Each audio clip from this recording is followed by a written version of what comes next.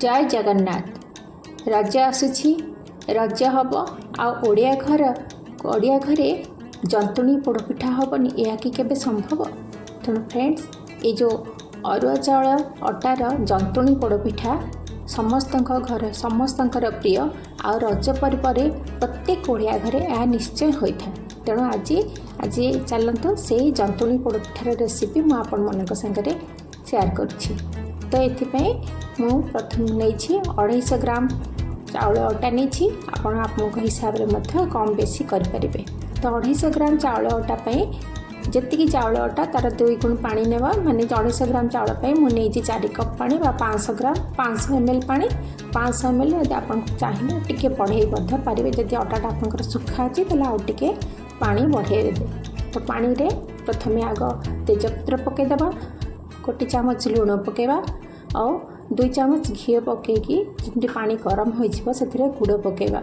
मुझे निजे घर तैयारी आखुर गुड़ नहीं जोटा कि आमर पानी गुड़ से आपण मैंने गोटा गुड़ जोटा दुकान में मिलूँ काटिकी छेचिकी गुंड करे। तो पानी रे गुड़ पकईदे, गुड़ से पानी फुटी बसले से कटा होता बादाम कटा होता नड़िया गोटा बादाम मंजी ताको पकईकी भल भाव फुटापी छाड़दे।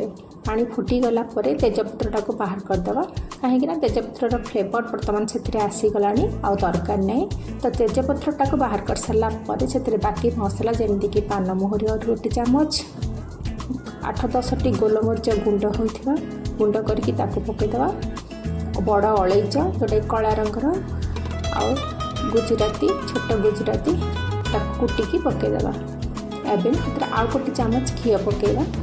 तो घी पकई सारापर पानीटा भल भाव फुटीगला। फुटी सारापर कड़े को आम गैस तल को नहीं आसिकी टे गोलैकी एवं चाउल अटा मिसेवा। फ्रेंड्स जदि आप गैस उठे थी अवस्था जदि चाउल अटा से मिसेबे ताले अटाटा सांगे सांगे गोटालिया होगी गुटली बनीज। तेणु सब कड़े को तल को नहीं आसिकी तापर चाउल अटाटा को मिसातु और गोले गोले मिसे सारापर गैस उपरे रखिकी आउ टिके सेटाकू जंतुणी करवा जमीक अटाटा सिझिकी टिके थिक हो पूरा जमी आम जानवे जो अटाटा गोले गोले लगे सारापर ना जब छाड़देवे तेज से कौन हम ना तले गुड़ जेहेतु दिखाई तले लगिज। तेणु गोलुवा अवस्था स्लो आंचरे स्लो फ्लेम रे आपन सेटाकू सिझा पर्यंत अटाटा को गोलेबे। अटाटा टिके थिक हो गला पर से 1/2 चामच मु मिसई बेकिंग सोडा जोटा कि आम केक रे यूज करूँ से बेकिंग सोडा। यदि आप अधिक टाइम यूज कर से अनुसार आपण सोडार परिमाण टिके बढ़ेबे। तो एबे चाउल अटा जंतुणीटा हो गला।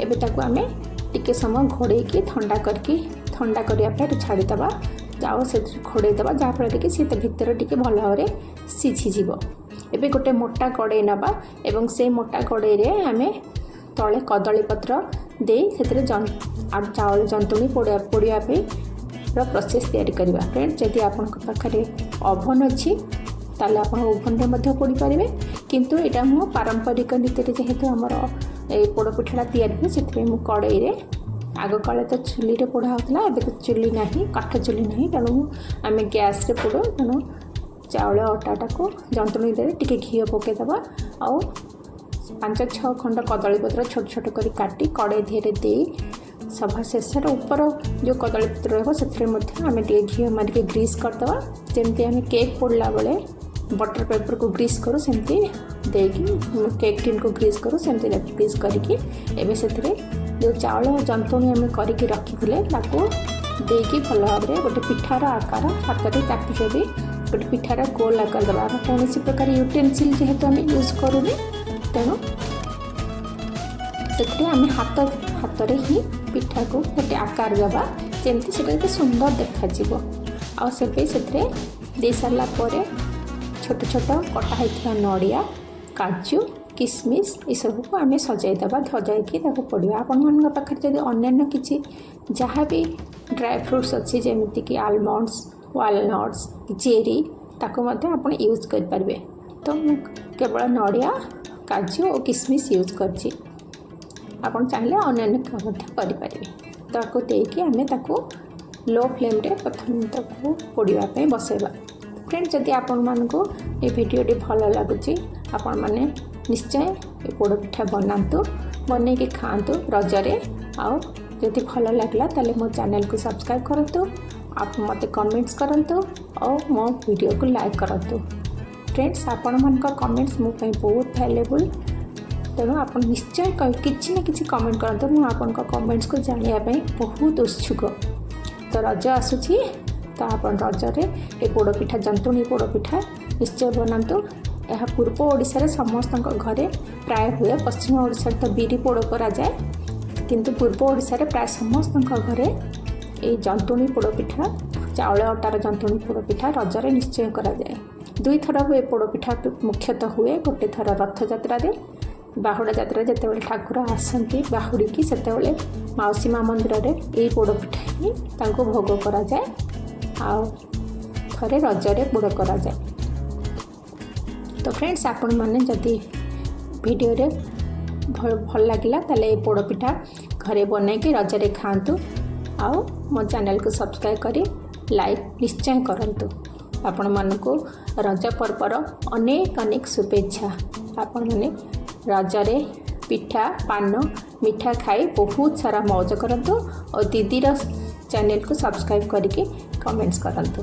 तो फ्रेंड्स आपण मन रखुची, आपण मैंने करेंगे और चैनल को सब्सक्राइब करेंगे। मुझे आहरी मिठा ओरियो केक ये सबूर वीडियो मध्य शेयर करछि, आपण चाहिले देखिपारे।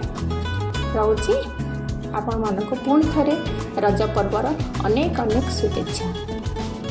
आउ गोटे वीडियो रे सुंदर कुकिंग वीडियो रे आपन संगे देखा हबो।